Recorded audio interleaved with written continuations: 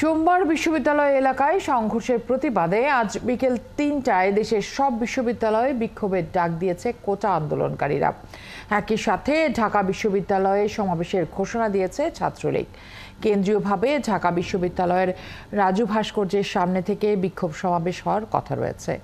এদিকে সোমবারের সংঘর্ষের পর ঢাকা বিশ্ববিদ্যালয়ের পরিস্থিতি আজও থমথমে। তবে সকাল থেকে ক্যাম্পাসে কোটা আন্দোলনকারী কিংবা ছাত্রলীগের কোনো তৎপরতা দেখা যায়নি। সকাল থেকেই ক্যাম্পাসের ভেতরে সড়কে যানবাহন চলাচল করছে। তবে শহীদুল্লাহ হল ও অমর একুশে হলের সামনে সড়কে আগের দিনের সংঘর্ষের বিভিন্ন আলামত পড়ে থাকতে দেখা গেছে। ক্যাম্পাসের ভেতরে পুলিশের অবস্থান নেই, তবে শাহবাগ, চানখারপুল সহ ক্যাম্পাসের লাগোয়া বিভিন্ন পয়েন্টে পুলিশের উপস্থিতি দেখা গেছে। দর্শক, এই বিষয়ে আরো তথ্য জানাতে সহকর্মী মনির মিলা যুক্ত হচ্ছেন আমাদের সাথে।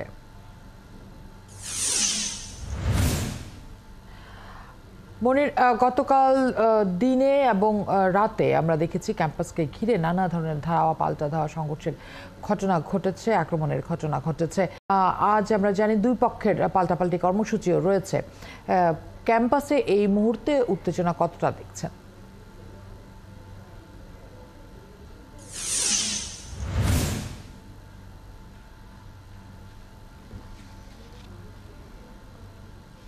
একদমই উত্তেজনা নেই। গতকাল দিন এবং একই সাথে পুরো রাতভর ক্যাম্পাস জুড়ে যে উত্তেজনা ছিল, মুখোমুখি অবস্থান, পাল্টাপাল্টি অবস্থান ছিল, আজকে সকালটা কিন্তু একেবারেই ভিন্ন। পুরো ক্যাম্পাস একেবারেই নীরব, তবে এক ধরনের থমথমে পরিস্থিতি কিন্তু আছে। কারণ আজকে দুপুর 1:30টায় ছাত্রলীগের কর্মসূচি রয়েছে, বিকেল 3টায় কোটা আন্দোলনকারীদের কর্মসূচি। মূলত এই কর্মসূচিকে ঘিরে দিনের পরবর্তী সময়ে পরিস্থিতি কোন দিকে গড়ায়, মূলত সেটি নিয়ে আসলে সবার মধ্যে এক ধরনের দুশ্চিন্তা আছে। আর ক্যাম্পাস পরিস্থিতি হলো যে কোথাও উত্তেজনা নেই। আমরা খানিকক্ষণ আগে বিভিন্ন সূত্র থেকে জানতে পারছিলাম যে ঢাকা বিশ্ববিদ্যালয়ের যে আবাসিক হলগুলো রয়েছে, সে সমস্ত হলে আপনার যারা কোটা আন্দোলনকারী রয়েছে তাদেরকে বের হতে দেওয়া হচ্ছে না, বাধা দেওয়া হচ্ছে, কোনো কোনো হলে তালা দেয়া হয়েছে, এরকম খবর আমাদের কাছে আসছিল। পরবর্তী সময়ে আমরা সূর্য সেন হল, কবি জসিমউদ্দিন হল, পাশে আপনার জিয়া হল, তার পাশে বিজয় ৭১ হল, সবগুলো হলে আমরা গিয়েছি। সেখানে এই ধরনের কোনো ঘটনা এখন পর্যন্ত আসলে নেই। হলের গেট খোলা রয়েছে, যারা শিক্ষার্থী রয়েছেন তাদের চলাচল গতকালকের তুলনায় অর্থাৎ স্বাভাবিক সময়ে তাদের যে পরিমাণ চলাচল আমরা দেখি ক্যাম্পাস জুড়ে, চলাচল কিন্তু একেবারেই কম। হাতে গোনা শিক্ষার্থীদের আমরা দেখছি যে তারা হলের বাইরে কিংবা হলের সামনে কিংবা ক্যাম্পাসের বিভিন্ন জায়গায় তারা আছেন, কিন্তু কোথাও কোনো ধরনের উত্তেজনা নেই। সেক্ষেত্রে আইন শৃঙ্খলা রক্ষাকারী বাহিনীর অবস্থান কেমন? যেহেতু দিনের পরের ভাগে দুটি কর্মসূচি রয়েছে, অবস্থান কেমন দেখছেন?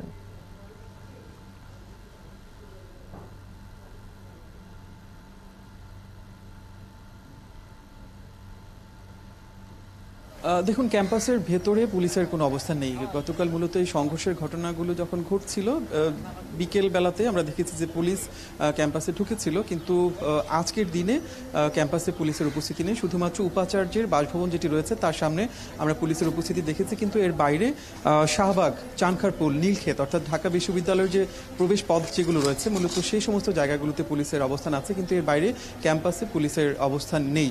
আর যেটি ফারনা বলছিলাম যে অনেক সাধারণ শিক্ষার্থী যারা আসলে কোটা আন্দোলনের সাথে যুক্ত নয় এবং একই সাথে ছাত্রলীগের রাজনীতির সাথেও যুক্ত নয়, এরকম বেশ কয়েকজন শিক্ষার্থীকে আমরা পেয়েছি যারা হল ছেড়ে চলে যাচ্ছেন। তাদের মধ্যে এক ধরনের আতঙ্ক কাজ করছে, কারণ গতকাল দিনের ঘটনা, রাতে আসলে যে ধরনের পরিস্থিতি তৈরি হয়েছে, তারা যখন বেরিয়ে যাচ্ছিলেন আমাদের বলেছেন যে মূলত আতঙ্কের কারণেই তারা হল থেকে চলে যাচ্ছেন। কারণ পরিবার পরিজন যারা গ্রামে রয়েছেন তারা তাদের বারবার টেলিফোন করছেন যেন এরকম পরিস্থিতিতে তারা ক্যাম্পাসে না থাকেন। তারা ক্যামেরার সামনে আমাদের সাথে কথা বলেননি, কিন্তু তারা বলেছেন যে এরকম পরিস্থিতির কারণেই তারা আসলে হল থেকে চলে যাচ্ছেন।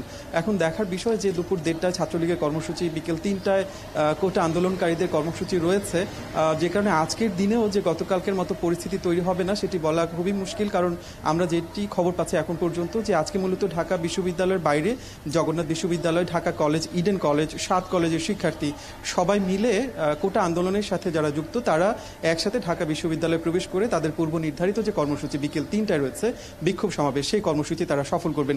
একই সাথে সাথে শুধুমাত্র বিশ্ববিদ্যালয় নয়, তারা আহ্বান জানাচ্ছেন যে সকল শিক্ষা প্রতিষ্ঠান, স্কুল, কলেজ, সেই সমস্ত শিক্ষা প্রতিষ্ঠানের শিক্ষার্থীরাও যেন গতকালকের ঘটনার প্রেক্ষিতে আজকের দিনে তারা রাজপথে নেমে আসেন। তবে এখন পর্যন্ত পরিস্থিতি শান্ত রয়েছে। নিশ্চয়ই পরের সংবাদ সংযোগে মনির আপনি আবারও যুক্ত হবেন আমাদের সাথে।